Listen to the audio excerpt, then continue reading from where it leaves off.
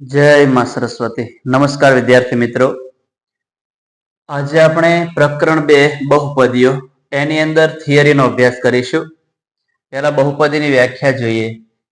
an x ની n ઘાત વત્તા an -1 x ની n -1 ઘાત વત્તા an -2 x ની n -2 ઘાત વત્તા ડોટ ડોટ ડોટ વત્તા a3 x ની 3 ઘાત વત્તા a2 x ની 2 ઘાત વત્તા a1 x ની 1 ઘાત વત્તા a0 સ્વરૂપે દર્શાવાતી પદાવલીને ચલ x માં બહુપદી કહે છે, જ્યાં an is not equal to 0 અલ્પવિરામ a0 a1 a2 a3 up to an belongs to r, n belongs to w।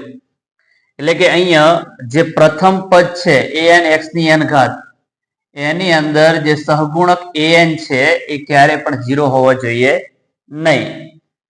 અહીંયા a0 a1 a2 a3 up to an જે છે એ સહગુણકો છે અને એ વાસ્તવિક સંખ્યાઓ છે। belongs to r નો મતલબ થશે આ બધી જે સંખ્યાઓ છે r ની અંદર આવેલી છે। n belongs to w નો મતલબ થશે કે n જે છે પૂર્ણ સંખ્યાઓ છે। પૂર્ણ સંખ્યાઓ ની શરૂઆત શૂન્યથી થતી હોય છે। w બરાબર 0 1 2 3 અપ ટુ અનંત સુધી। તો જે n છે જે ઘાત છે ચલ x ની એ 0 થી આની શરૂઆત થતી હોય છે। જો કે પ્રમાણિત સ્વરૂપની અંદર જે ઘાત છે ઉતરતા ક્રમમાં લખેલી હોય છે। આ બહુપદીની વ્યાખ્યા થઈ। an x ની n ઘાત ને બહુપદીનું અગ્રપદ કહે છે। અહીંયા જે આ પહેલું પદ છે એને આ બહુપદીનું અગ્રપદ કહેવાય છે। અગ્ર એટલે સૌથી આગળ આવેલું। an ને અગ્ર સહગુણક કહે છે। પ્રથમ પદ અગ્રપદનો જે સહગુણક છે એને અગ્ર સહગુણક કહેવાતો હોય છે। હવે બહુપદીની ઘાત, જો p of x A x માં બહુપદી હોય તો p of x માં x ના મહત્તમ ઘાતાંકને બહુપદી p of x ની ઘાત કહે છે। દાખલા તરીકે p of x બરાબર 7x ની 16 ઘાત વત્તા 8x ની 5 ઘાત વત્તા 3 માં બહુપદીની ઘાત 16 છે। આપણે ચલની ઘાત જોવાની। બધા ચલની અંદર જે મોટામાં મોટી ઘાત હોય અને બહુપદીની ઘાત કહેવામાં આવતી હોય છે। તો અહીંયા બહુપદીની ઘાત કેટલી છે? 16 છે। હવે ઘાતના આધારે બહુપદીના પ્રકાર, એમાં પહેલા જોઈએ સુરેખ બહુપદી। જે બહુપદીની ઘાત 1 હોય તે બહુપદીને સુરેખ બહુપદી કહે છે। આનું વ્યાપક સ્વરૂપ p of x બરાબર ax વત્તા b, જ્યાં a is not equal to 0 તથા a b belongs to r। અહીંયા પણ જે ચલ x છે એનો સહગુણક છે ક્યારે 0 હોવો જોઈએ નહીં, અને a અને b belongs to r એટલે કે r માં આવેલી છે, એટલે કે વાસ્તવિક સંખ્યાઓ છે। દાખલા તરીકે p of x બરાબર 3x વત્તા 5। અહીંયા જે ચલ x ની મોટા મોટી ઘાત જે છે 1 છે, આની બાજુમાં x કરો પણ એની 0 ઘાત છે, અને કોઈ પણ સંખ્યાની 0 ઘાત એટલે 1। તો અહીંયા બહુપદીની મોટા મોટી ઘાત 1 હોવાથી આને સુરેખ બહુપદી અથવા તો એક ઘાત બહુપદી કહેવામાં આવે છે। એના પછી દ્વિઘાત બહુપદી। દ્વિ એટલે 2। જે બહુપદીની ઘાત 2 હોય તે બહુપદીને દ્વિઘાત બહુપદી કહે છે। આનું વ્યાપક સ્વરૂપ p of x બરાબર ax વર્ગ વત્તા bx વત્તા c, જ્યાં a is not equal to 0 તથા abc belongs to r।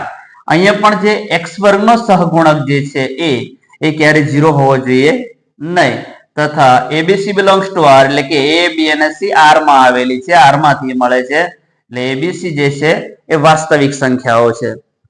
દાખલા તરીકે p of x બરાબર 5x નો વર્ગ વત્તા 7x વત્તા 8। અહીંયા ચલ x ની મોટામાં મોટી ઘાત જે છે 2 છે, એટલા માટે આને દ્વિઘાત બહુપદી કહેવાય છે।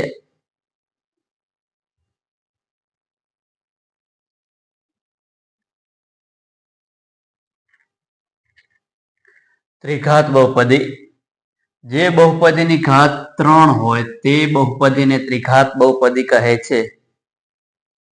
ત્રિઘાત બહુપદીનું વ્યાપક સ્વરૂપ p of x બરાબર ax ઘન વત્તા bx વર્ગ વત્તા cx વત્તા d, જ્યાં a is not equal to 0, a b c d belongs to r। આની અંદર પણ x ઘનનો સહગુણક એ છે ક્યારે 0 હોવો જોઈએ નહીં. a b c અને d છે વાસ્તવિક સંખ્યાઓ છે, r ની અંદર આવેલી છે. દાખલા તરીકે p of x બરાબર 5x ઘન ઓછા 3x વર્ગ વત્તા 2x વત્તા 7. આ બહુપદીની અંદર મોટા મોટી ઘાત 3 છે. ચાલ x ની મોટા મોટી ઘાત 3 છે, તેથી આ જે બહુપદી છે ત્રિઘાત બહુપદી છે. પછી બહુપદી p of x no x બરાબર k આગળનું મૂલ્ય અથવા તો કિંમત. બહુપદી p of x માં x ને બદલે k મૂકવાથી મળતા મૂલ્યને p of x નું x બરાબર k આગળનું મૂલ્ય કહે છે. દાખલા તરીકે p of x બરાબર 4x વત્તા 8 માં x બરાબર 2 મૂકતા આની અંદર જે જગ્યાએ x છે ત્યાં આપણે 2 મૂકીએ અને જે કિંમત આપણને મળે એને બહુપદી p of x નું x બરાબર k આગળનું મૂલ્ય કહે છે. જો આની અંદર x ની જગ્યાએ 2 મૂકીએ, x ની જગ્યાએ 2, 4 2 8 વત્તા 8, 8 ને 8 16. અહીંયા જે 16 જે જવાબ મળ્યો છે એને આ બહુપદી p of x બરાબર 4x વત્તા 8 જે છે એને x બરાબર 2 આગળનું મૂલ્ય કહેવામાં આવે છે અને બહુપદીની કિંમત કહેવામાં આવે છે. બહુપદીનું શૂન્ય. જો p of k બરાબર 0 હોય તો વાસ્તવિક સંખ્યા k ને બહુપદી p of x નું શૂન્ય કહે છે. કોઈ બહુપદીની અંદર તમે કિંમત મૂકો અને જવાબ 0 આવતો હોય તો એ જે કિંમત મૂકી છે એને બહુપદીનું શૂન્ય કહેવામાં આવે છે. દાખલા તરીકે p of x બરાબર 3x ઓછા 12 માં x બરાબર 4 મૂકતા તો અહીંયા x ની જગ્યાએ 4, 3x ની જગ્યાએ 4 ઓછા 12, 3 ચોક 12, 12 માંથી 12 જાય તો 0. તો આ બહુપદીની અંદર x ની જગ્યાએ 4 મૂકતા જવાબ 0 આવ્યો છે. એટલા માટે અહીંયા x બરાબર 4 જે છે એને આ બહુપદી p of x નું શૂન્ય કહે છે. હવે શૂન્યની સંખ્યા. સુરેખ બહુપદીને ફક્ત એક જ શૂન્ય છે. એની ઘાતના આધારે વધુ શૂન્ય આપણને મળે. સુરેખ બહુપદી એટલે એક ઘાત બહુપદી. એક ઘાત હોવાથી એને એક જ શૂન્ય મળે છે. પછી દ્વિઘાત બહુપદી. દ્વિઘાત બહુપદીને વધુમાં વધુ 2 શૂન્યો હોય. ઘાતના આધારે તમારે શૂન્યની સંખ્યા યાદ રાખવાની છે.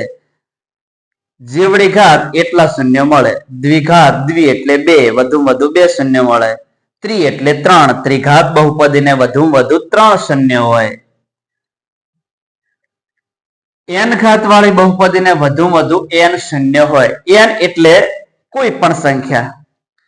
અહીંયા n ની જગ્યાએ 4 પણ હોય, 5 પણ હોય, 6 પણ હોય, 7 પણ હોય. તો જેટલી ઘાત હોય એટલા શૂન્ય મળે. n ઘાત વાળી બહુપદીને વધુમાં વધુ n શૂન્ય હોય. એવી જ રીતે આવો પ્રશ્ન પૂછ્યો હોય કે n વત્તા 1 ઘાત વાળી બહુપદીને કેટલા શૂન્ય હોય, તો જે પ્રશ્ન પૂછ્યો હોય એની અંદર જ જવાબ છે. n વત્તા 1 ઘાત વાળી બહુપદીને વધુમાં વધુ n વત્તા 1 શૂન્ય હોય.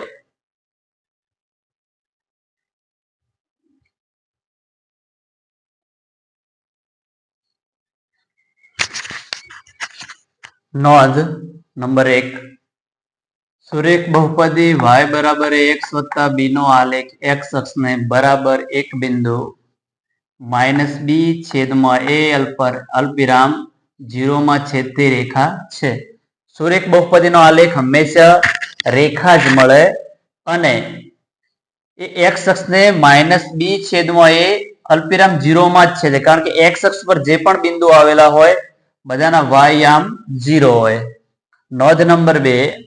દ્વિઘાત બહુપદી y બરાબર x વર્ગ વત્તા 2x વત્તા c નો આલેખ a ગ્રેટર ધેન 0 માટે ઉપરની તરફ ખુલ્લો વક્ર મળે. દાખલા તરીકે p of x બરાબર 5x વર્ગ વત્તા 7x વત્તા 3 માં 5 ગ્રેટર ધેન 0 એટલે કે a ગ્રેટર ધેન 0 છે, તેથી p of x નો આલેખ ઉપરની તરફ ખુલ્લો વક્ર મળશે. આપણે આ વર્ગ વાળું પદ જે છે બહુપદીમાં ગમે તે ક્રમે આપેલું હોય, આપણે x વર્ગ વાળું પદ જ જોવાનો છે ને એનો સહગુણક જ જોવાનો છે. x વર્ગનો સહગુણક ધન હોય એટલે કે પ્લસ હોય તો હંમેશા એનો જે આલેખ છે ઉપરની તરફ ખુલ્લો વક્ર અથવા તો ઉપરની તરફ ખુલ્લો પરવલય મળે છે અને પરવલય પણ કહેવામાં આવે છે. નોંધ નંબર 3, દ્વિઘાત બહુપદી y બરાબર ax વર્ગ વત્તા bx વત્તા c નો આલેખ e લેસ ધેન 0 માટે નીચેની તરફ ખુલ્લો વક્ર મળે. દાખલા તરીકે p of x બરાબર -5x વર્ગ વત્તા 7x વત્તા 3 માં -5 લેસ ધેન 0 એટલે કે a લેસ ધેન 0 છે. તેથી p of x નો આલેખ નીચેની તરફ ખુલ્લો વક્ર મળશે. અહીંયા તમે જુઓ કે x વર્ગનો સહગુણક જે છે એ ઋણ છે. જ્યારે x વર્ગનો સહગુણક ઋણ હોય ત્યારે આપણને નીચેની તરફ ખુલ્લો વક્ર અથવા તો નીચેની તરફ ખુલ્લો પરવલય મળે છે. હવે બહુપદીના શૂન્યો અને સહગુણકો વચ્ચેનો સંબંધ. નંબર 1, સુરેખ બહુપદી. સુરેખ બહુપદી p of x બરાબર x વત્તા b માટે આપણે પહેલા આનો શૂન્ય શોધીએ. તો ધોરણ 9 ની અંદર આપણે શૂન્ય શોધતા શીખીને આવેલા છીએ. p of x બરાબર x વત્તા 2. હવે જ્યારે પણ શૂન્ય શોધવાના હોય ત્યારે હંમેશા p of x ને નીચે 0 લખી જ દેવાના. તેથી 0 બરાબર x વત્તા b. હવે પ્લસ b છે એ ડાબી બાજુ આવે એટલે માઇનસ b થશે બરાબર x. ત્યાંના ત્યાં જ એ છે x સાથે ગુણાયેલો છે એને ડાબી બાજુ લઈ જઈશું એટલે નીચે ભાગાકારમાં જશે. તેથી -b છેદમાં a બરાબર x. હવે x ને ડાબી બાજુ લખી દઈએ, -b ભાગે જમણી બાજુ લખી દઈએ. હવે આપણને ખબર છે કે b જે છે એ અચળ પદ છે. આની અંદર b જે છે અચળ પદ છે અને a છે x નો સહગુણક છે. તેથી સુરેખ બહુપદીને એક જ શૂન્ય -b છેદમાં a મળે છે.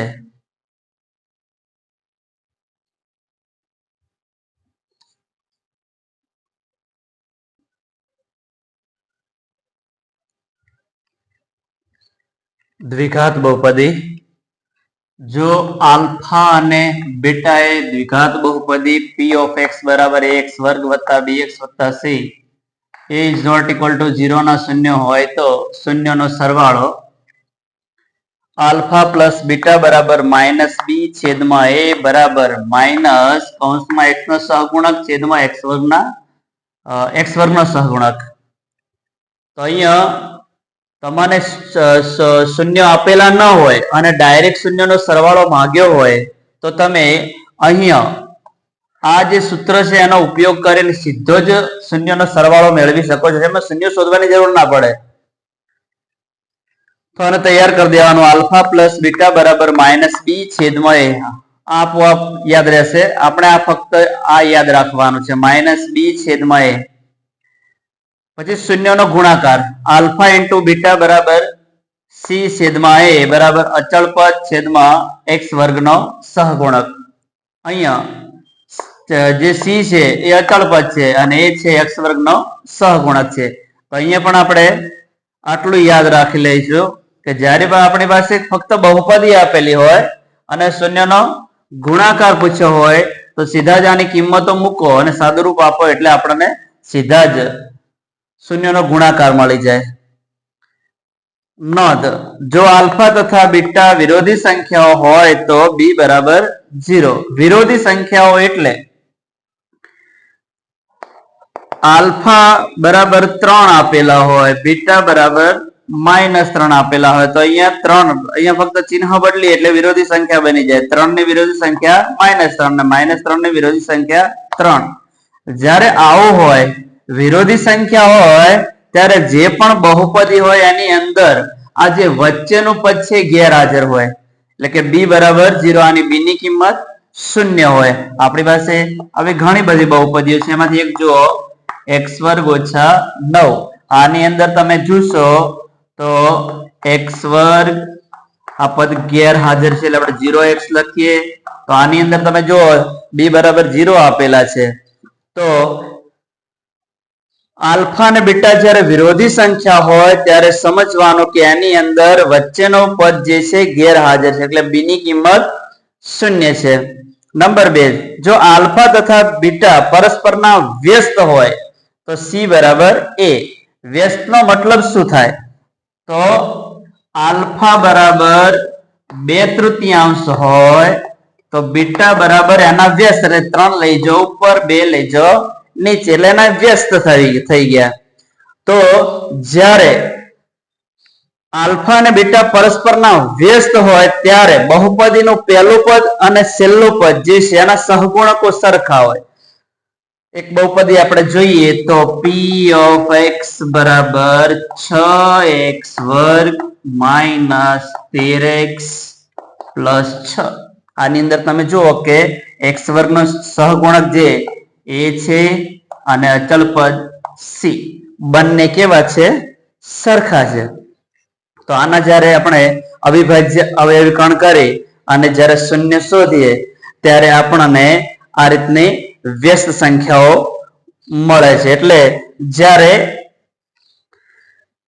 c બરાબર a હોય ત્યારે શૂન્ય પરસ્પરના વ્યસ્ત હોય.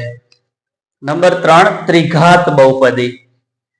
જો આલ્ફા બીટા અને ગેમા એ ત્રિઘાત બહુપદી p of x બરાબર ax ઘન વત્તા bx વર્ગ વત્તા cx વત્તા d a is not equal to 0 ના શૂન્ય હોય તો અહીંયા 3 શૂન્યનો સરવાળો alpha plus beta plus gamma બરાબર માઇનસ b છેદમાં a બરાબર માઇનસ કૌંસમાં x વર્ગનો સહગુણક છેદમાં x ઘનનો સહગુણક. આપણને 3 શૂન્યનો સરવાળો પૂછ્યો હોય તો પણ માઇનસ b છેદમાં a જ આવે. જેમ આલ્ફા પ્લસ બીટા બરાબર માઇનસ b છેદમાં a છે તો alpha plus beta plus gamma બરાબર પણ માઇનસ b છેદમાં a જ છે. આ રીતે યાદ રાખજો. બબ્બે શૂન્યોના ગુણાકારનો સરવાળો alpha beta plus beta gamma plus gamma alpha બરાબર c છેદમાં a. c છે x નો સહગુણક છે, a છે x ઘનનો સહગુણક છે. તો અહીંયા બબ્બે શૂન્યનો ગુણાકાર છે આલ્ફા ગુણ્યા બીટા પ્લસ બીટા ગુણ્યા ગેમા પ્લસ ગેમા ગુણ્યા આલ્ફા અને પછી આમનો સરવાળો લીધો છે તો આપણને c છેદમાં a મળે છે. આ પણ આ રીતે તૈયાર કરી દેવાનો. હવે યાદ કઈ રીતનું રાખશું તો અહીંયા આલ્ફા ઇન્ટુ બીટા બરાબર c ભાગ્યા છે a છે. અહીંયા બબ્બે શૂન્યના ગુણાકારનો સરવાળો c ભાગ્યા a છે. તો ખાસ ધ્યાનમાં રાખજો દ્વિઘાત બહુપદી અને ત્રિઘાત બહુપદીનો ફરક છે. શૂન્યનો ગુણાકાર alpha into beta into gamma બરાબર માઇનસ d છેદમાં a બરાબર માઇનસ કૌંસમાં અચળ પદ છેદમાં x ઘનનો સહગુણક. હવે ખાસ આ યાદ રાખજો કે આ જે સૂત્ર છે આની અંદર d ની આગળ માઇનસ આવે છે. જેમ અહીંયા b ની આગળ માઇનસ આવે છે એમ ત્રણેય શૂન્યના ગુણાકારની અંદર d આગળ માઇનસ આવે છે. ઘણા વિદ્યાર્થીઓ અહીંયા માઇનસ કરવાનું ભૂલી જતા હોય છે ઉતાવળમાં, એટલે ખૂબ જ ચોકસાઈ રાખવાની. Alpha into beta into gamma બરાબર માઇનસ d ભાગ્યા a. આપણા સ્વાધ્યાયની અંદર દાખલા ગણવા માટે, હેતુલક્ષી દાખલા ગણવા માટે આ વસ્તુઓ ખૂબ અગત્યની છે, એટલે વ્યવસ્થિત તૈયાર કરી દેવાનું.